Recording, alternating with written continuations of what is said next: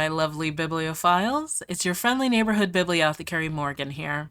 Today we're going to be reading a book draft by Roan Featherway. So without further ado, grab your cuppa, make yourself comfortable, and let's start reading. Book Draft by Roan Featherway. Volume 1. Neatly written chapters fill this journal. A list of what appears to be book publishers in Baldur's Gate are on the first page. The cover has a multitude of titles, all crossed out. The Unforeseen Alliance, Volume 1. Druids and Harpers, A Fight for Good. The Shadowed Evil, Who Dares to Stand Against It? Our hero, the brave, mighty Druid Roa, arrives in the grove. When he received the summons from the Emerald Enclave, he knew something was afoot. Filled with druids and rangers alike, members of the Enclave are scattered across the realm. They fight to preserve the natural order, keep the elemental forces of the world in check, and do battle with those who would upset this delicate balance. They are fierce warriors, though none as fierce as Roa. Built like an ox, a bear? He stands head and shoulders above the crowd. The grove is buzzing with activity. Roa spots a beautiful woman with ebony hair flowing past her shoulders, her eyes as blue as summer's day, bluebird.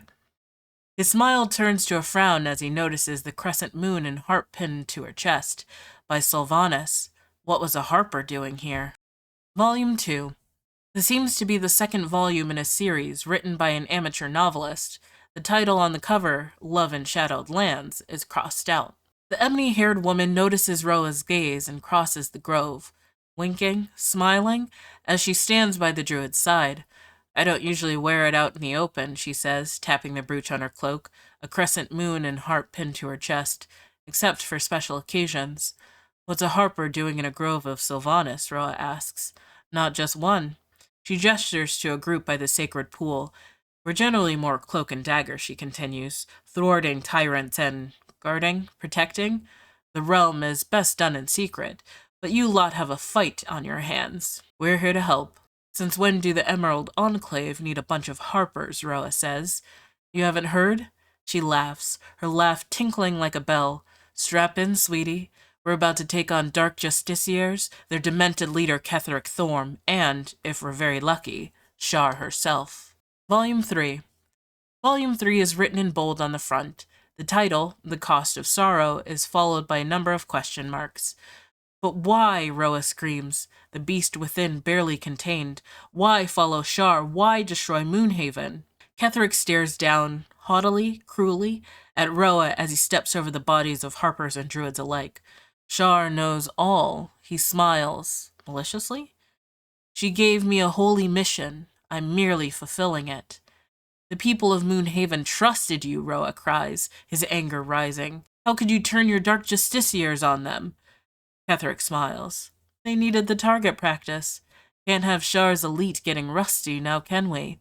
As for you, a crescent blade appears in his cruel hands. You are but one lone druid, Roa. Who are you to stand against me?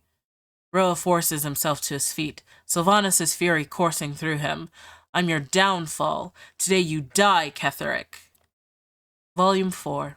Shadow's Kiss is written in bold on the front. Pages of crossed-out lines have notes in the margins reading, Finale! More exciting! The final entry reads, Get out of here, Roa whispers, clutching his side. Blood pours from his fingers, a final gift from Ketheric's blade. I'm not leaving you, Celine sobs, blue eyes filling with tears. Roa cups her face. I won't make it out in time, but you can. Celine presses her forehead against his. Her ebony hair falls forward, forming a curtain that envelops them both. Roa closes his eyes, a smile lifting his lips as her scent, wild roses, washes over him. A grappling hook. You still have it? He asks. Of course. Why do you... With the last of his strength, Roa pushes her from the balcony. She watches her fall, watches her pull the hook from her pack and expertly throwing it, swinging gracefully to the ground. A mighty crack splits the floor beneath him as the tower crumbles. He smiles contentedly. Celine is safe. That's all that mattered. Epilogue. Selfish bastard, Celine says, kicking the base of the grave. Balson places a comforting hand on her shoulder. He was the greatest of us all, Balson says, a towering behemoth of a druid, though not as tall as Roa. We will forever honor him, for he single-handedly broke Shar's hold on the land and helped. A different hand appears beneath the final entry. Rowan, you had one job. This is not a historical record of what occurred. It is poorly written romance with no basis in fact. And if I ever see the name Balson again, I will personally feed you to Orm. Paulson. Well, I don't know about y'all, but I thought it was a really good first draft. Thanks so much for joining me, and until next time, I'll catch you later. But be sure to come back and visit the Bibliothecary.